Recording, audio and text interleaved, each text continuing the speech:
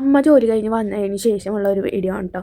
അപ്പോൾ ബീഫ് ഇന്നലെ വേവിച്ച് വെച്ചിട്ടുണ്ടായിരുന്നു, അത് കറി വെക്കാമെന്നും പറഞ്ഞിട്ട് ഞാൻ ഉരുളക്കിഴങ്ങ് അമ്മ അരിയും ഞാൻ സവാള അരിയും ചെയ്യണം കേട്ടോ. രാവിലെ കുറച്ച് ബീഫ് എടുത്തിട്ട് ഫ്രൈ ഉണ്ടാക്കി. എനിക്ക് വലിയ താല്പര്യമില്ല ബീഫ് ഫ്രൈയിനോട്, ഇപ്പോൾ ബീഫ് കറീനോടും വലിയ താല്പര്യമില്ല. പക്ഷേ ഇന്നെന്തോ എനിക്ക് ഉരുളക്കിഴങ്ങ് ഇട്ടിട്ട് ബീഫ് കറി വെക്കാനൊരു ആഗ്രഹം.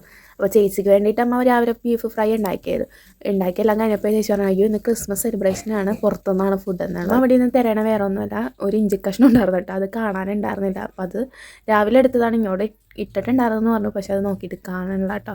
അപ്പം അമ്മ അത് തിരഞ്ഞുകൊണ്ടിരിക്കുന്നത്. ഞാനപ്പോൾ തക്കാളി മിക്സിയിലിട്ട് അടിക്കാമെന്ന് വിചാരിച്ചു, അങ്ങനെ മിക്സിയിലിട്ട് അടിച്ച് പേസ്റ്റാക്കി എടുത്തായിരുന്നു കേട്ടോ.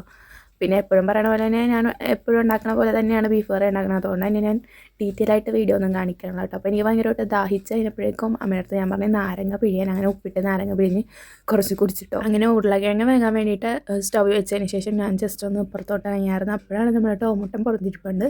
അവനിതിങ്ങനെ ഒരു ഇതുള്ളതാണ് കേട്ടോ. അപ്പോൾ നഖം ഉള്ളതുകൊണ്ട് തന്നെ എനിക്ക് പേടിയാണ് മേത്ത് കയറുമ്പോൾ ഇനി മേത്ത് കൊണ്ടാലോ എന്നുള്ളത്. അതുകൊണ്ട് അധികം ഞാൻ എൻ്റെ മേത്ത് കയറ്റാം. പിന്നെ ഞങ്ങൾ കുറച്ച് നേരം വന്ന് TV ഒക്കെ കണ്ടു വന്നപ്പോഴേക്കും ഉരുളക്കിഴങ്ങെല്ലാം വെന്തിട്ടുണ്ടായിരുന്നു. പിന്നെ കറി ഉണ്ടാക്കണതിൻ്റെ ആ തിരക്കിലേക്ക് അങ്ങോട്ട് പോയി. സവാള നന്നായിട്ട് വാട്ടിയൊക്കെ എടുത്ത് അതിലേക്ക് പൊടികളൊക്കെ ഇട്ട് നമ്മുടെ എപ്പോഴും ഉണ്ടാക്കണ പോലെ തന്നെ ഉരുളക്കിഴങ്ങ് വേവിച്ചതും ബീഫും കൂടി ഇട്ടിട്ട് നന്നായിട്ട് ആ വെള്ളത്തിലിട്ട് നന്നായിട്ട് എല്ലാം പിടിക്കണ വരെയിട്ട് നന്നായിട്ട് വേവിച്ചെടുത്തായിരുന്നു കേട്ടോ. ഓൾറെഡി വേവിച്ചതാണ്, എന്നാലും ഇത് പിടിക്കാൻ വേണ്ടിയിട്ട് നമ്മൾ കുറച്ചും കൂടി വെള്ളം ഒഴിച്ചിട്ട് ഒന്നും കൂടി വേവിച്ചെടുത്തു. അപ്പോൾ ചെറുതായിട്ട് എൻ്റെ ശബ്ദത്തിന് വ്യത്യാസം ഉണ്ടാകും, വേറെ ഒന്നുമില്ല. ചുമച്ച് എനിക്ക് ശ്വാസം എടുക്കാൻ ഭയങ്കര ബുദ്ധിമുട്ടായിട്ട് തോന്നുന്നുണ്ട് കേട്ടോ.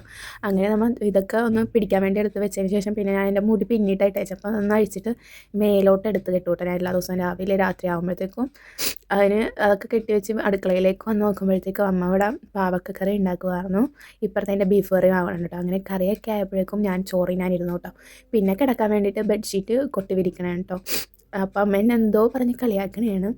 അപ്പോൾ അങ്ങനെ ബെഡ്ഷീറ്റും കാര്യങ്ങളൊക്കെ വിരിച്ചിട്ട് ഞാൻ നേരെ വന്ന് കിടന്നു. അമ്മ TV കാണണം കേട്ടോ. അപ്പോൾ ഇത്രയുള്ള വീഡിയോ ഇഷ്ടപ്പെട്ട എന്തായാലും സപ്പോർട്ട് ചെയ്യുക. അപ്പോൾ അടുത്ത വീഡിയോ കാണുന്നവരെയും ടാറ്റാ ബൈ ബൈ.